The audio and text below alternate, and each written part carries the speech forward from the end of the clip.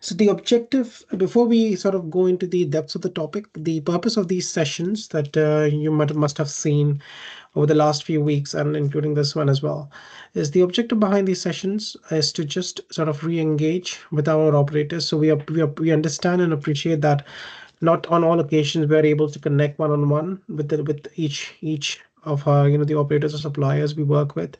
So I think this session is intended to give that opportunity for us as well as yourselves to engage with each other, to understand from you if about your experience on bots, if you have any concerns, any questions, any feedback on anything that's new, has been newly introduced in bots, because our primary one of the primary objectives or goals is to constantly work on improving the user experience, make life simpler, make processes simpler, and make it more streamlined. So it'll be a joint effort on all our parts to ensure that we are able to achieve that goal in the near future.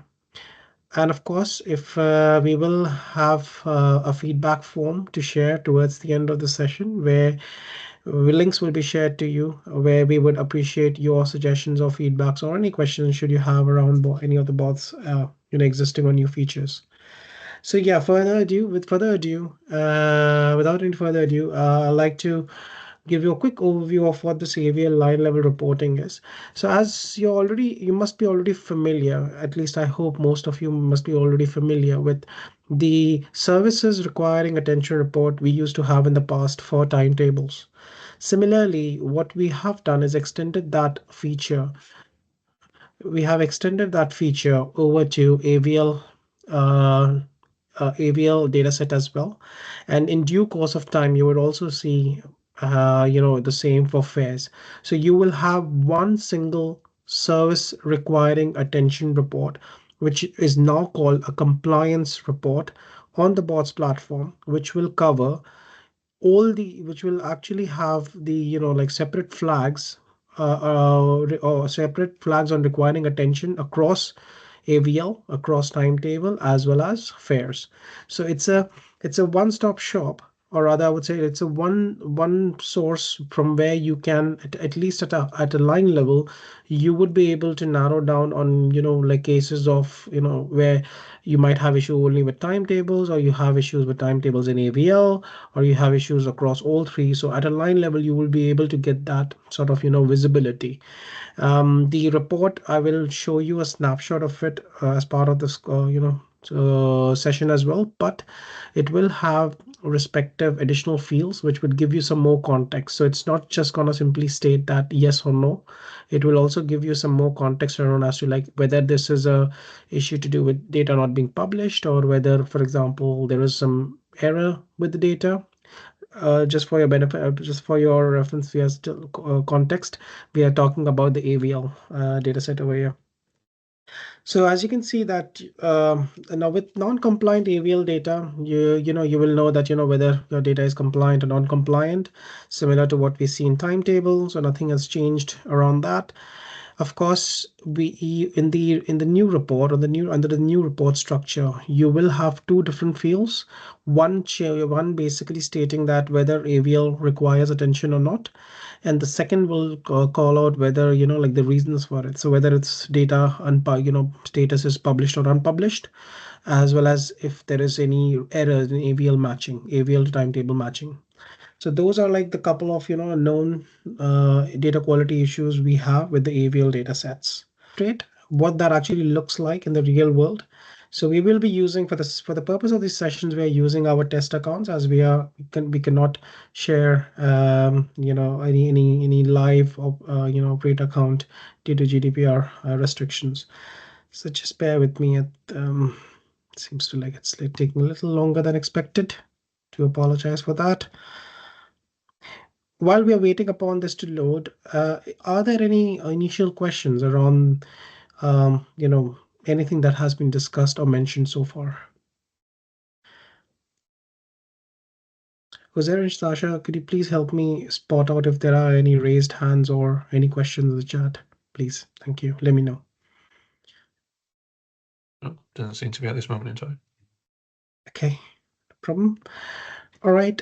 So as you can see, like, so most of you must be already familiar with the whole concept of, like, where you sort of go to navigate through find or bus open data, then under operator profiles, you can select your operator profile, which basically takes you to a operator profile page.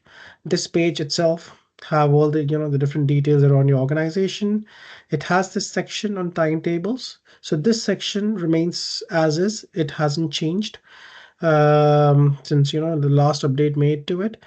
The most recent addition to the location section is this, what we call the new field called calling services requiring attention. The overall AVL to timetable matching score still remains the same.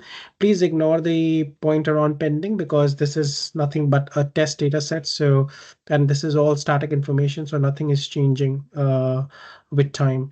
So it will actually be showing you the percentage of, AVL to timetable matching. So that'll be the score you'll be seeing over here. And so now coming back to the change that in the location section, so you can see that there is another new data field called services requiring attention, so which I was mentioning earlier. And then you have this new link called download detailed export. So what this download detailed export does is nothing but it's same thing which we look at over here, download detailed export. So these two links, it's both basically point to the same report that I was mentioning earlier. It's the combined compliance report across timetable, AVL, and soon to come fares data set. So if you click on this report, for example, just bear with me.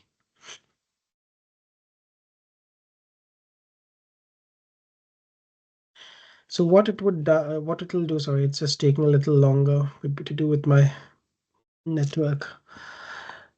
But not to waste any more time, but what actually it would do is that once you click on this download detailed report, it will generate a report named, so yes, now we have it.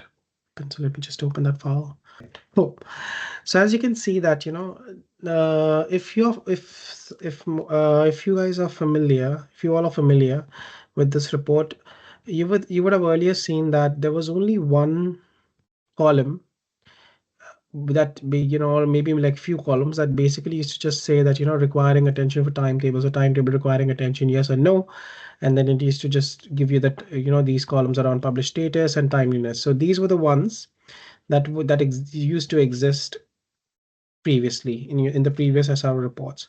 What has changed since then is that now instead of having any only specific to timetable, you have an overall requiring attention field. You have now a specific column for timetable requiring attention. Yes, you have these two columns repeated from the past. And then you have a new field which basically says if there is anything, if there are any data, if there are any timetables, critical data quality issues, yes or no.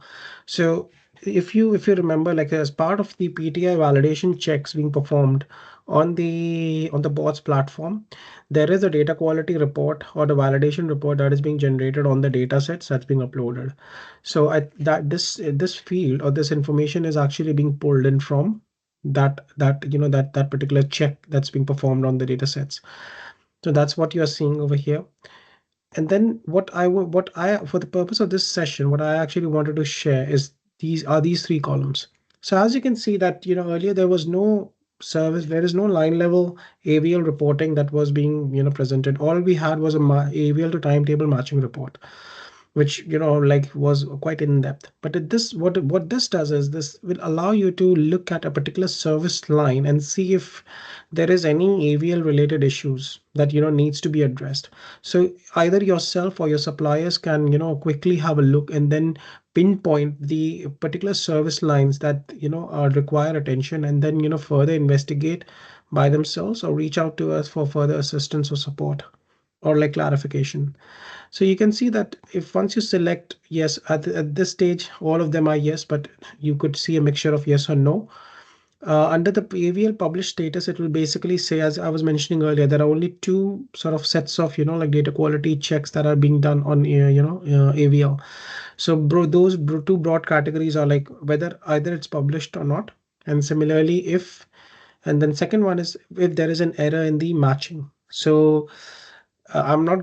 There was a session on match AVL to timetable matching this morning where we were discussing this quite in detail, and I believe if we might have a few more coming in the coming days. If not, then you do let us know if you had not managed to attend that session, and we are more than happy to have either a one-on-one session, or we can sort of like have more such sessions in the coming weeks as well.